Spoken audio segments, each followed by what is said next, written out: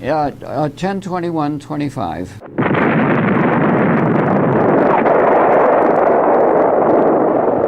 December 7th, 1941, a date which will live in infamy. I think I was a junior in high school then, and when the attack came and it became definite that we were involved in war, our principal called us down to all the young men down to the auditorium, and he talked to us. He said, "Don't do anything rash or anything precipitate right now. Just go back to your books and your classes and wait to see what happens." He says, your life has changed forever. Several that went off in the military and came back in uniform, and they made much of them, and then they had some patriotic assemblies too. We sang patriotic songs and so on. I did not want to be drafted, so I enlisted in the Army Specialized Training Program, ASTP. We were supposed to, if we qualified for it, we were supposed to go to college. And after we got into basic training, they closed the program and put us all in the infantry. Then after Camp Atterbury, then where? Then it was overseas in October of '44. Of course, we knew we were going to Europe.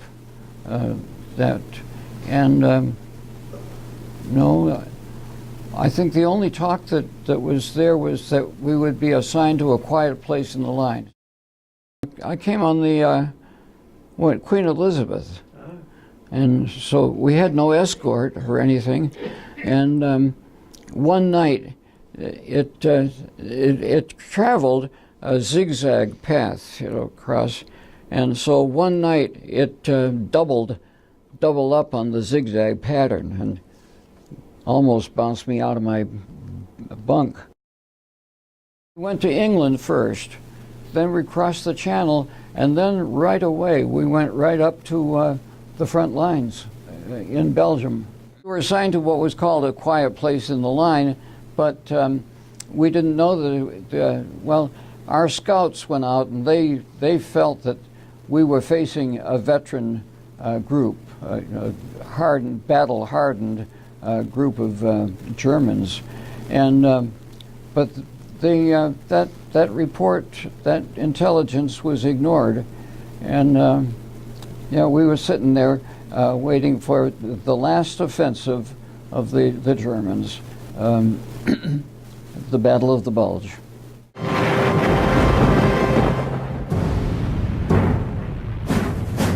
By the end of 1944, the Allied armies in Europe are within striking distance of Germany. Hitler realizes that he must turn them back or risk defeat. He decides that a heavy concentration of troops in one massive effort may be just what he needs. If he can drive the Americans and the British all the way back to the coastline, he may be able to force them into a negotiated peace. Before that battle began, a chaplain came around, and hundreds of guys wanted to meet with the chaplain, and he held a service for us too. So yes, there was a lot of foxhole religion too. When the offensive came, we held our line pretty well, but then they broke through on either side of us and came in from behind, and we were encircled. After a few days, I think it was 4 days of fighting, that we were encircled. Guns a-blazing? Yeah. Somewhere along the line I got a shrapnel wound and got a Purple Heart. It felt like a raindrop that hit my the sleeve of my uniform, and it went in. And then I felt the blood accumulating in the elbow of my jacket. A aide man came and he said, "Cheer up, you'll get a Purple Heart for that. So you're encircled at that point. What's the morale like on the line? Pretty good. we felt that we were holding up quite well, and yeah, the morale was very good. This siege last then? About 4 days. Yeah. Yeah. Yeah, but by the time it came to an end, we were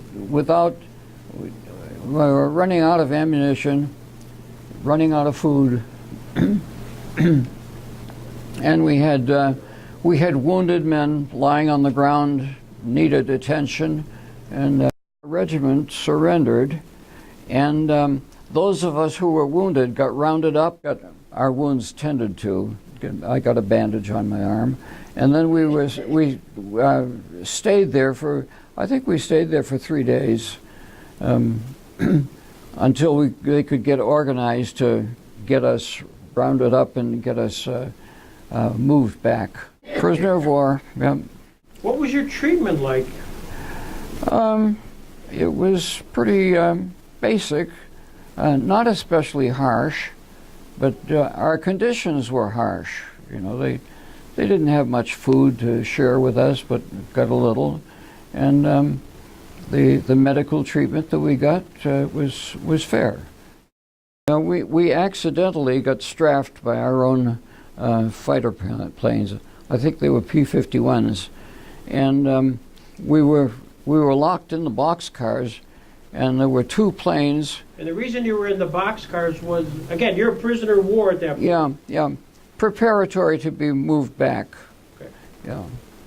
So there were 2 planes, and each one made 2 passes at us. I was sitting at the back of the car that I was in, and out of the corner of my eye, I could see splinters of wood from the bullet holes coming through, and on either side of me. So, but nothing hit me. Did it hit anybody else?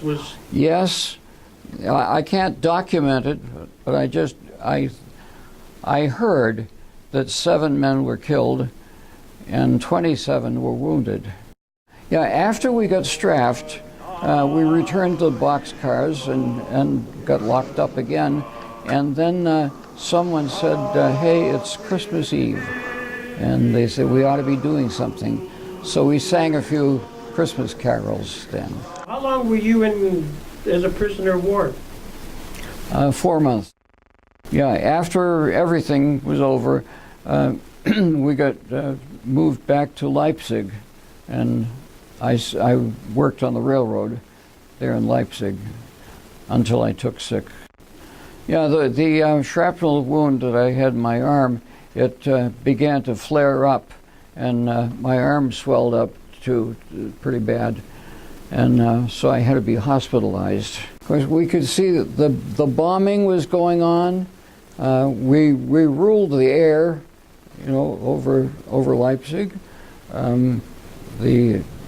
The fighter planes too came over and chased their fighter planes out of the sky. So we felt that the air war was going pretty much our way.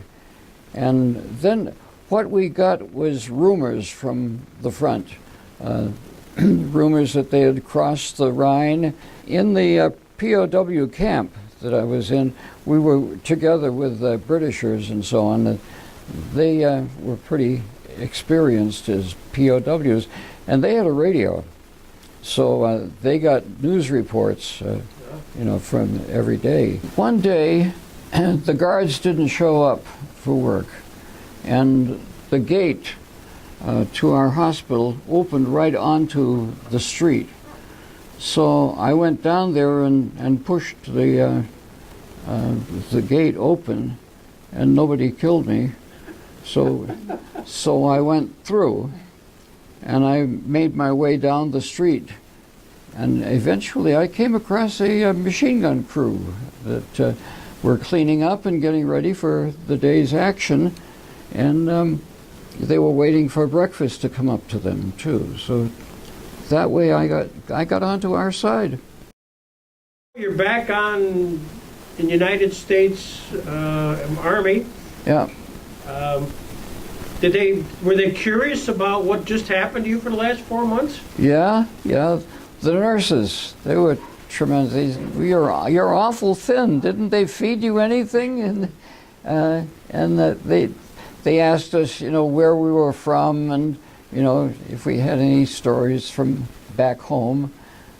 We were working on the railroad, and there was a young fellow with a flag and with a uniform. So we asked, what's his job? Well, he was supposed to flag and warn people of trains that were coming. Well, one day he didn't show up for work, and we asked what happened to him. He got hit by a train. Yeah. That was a light moment. Not so much for him. I stayed in until November of that year, and I went home. They gave me 102 days of furlough at home, and then after that I went back. So when you came back home and you saw your parents for the first time probably in a while, what was the reunion like? Oh, it was very touching and very. My thought when I was missing in action was how my parents would take it, and they did grieve for me. So it was a great reunion when we met. Well, I think of the futility of it all, wars and everything, and now World War II is almost ancient history. But no, I think that what I went through was rough. But for America, I'd do it again. I really would. You went through several narrow escapes. Do you think there was a plan in all of this? I think so. Yeah. I think God had a plan. I know that I was spared and others were not. And it doesn't mean that I'm better than anyone else. I have trouble expressing myself here. Well, in fact, I know that there were many that were better than I that were not spared. And it's a mystery to just why, but well, I just seek to find the meaning of it all, every day. Well, let me just tell you on behalf of a lot of people here around the table and at various churches and at Zion, we're glad God had a plan and that you're still among us. Thank you. Thank you.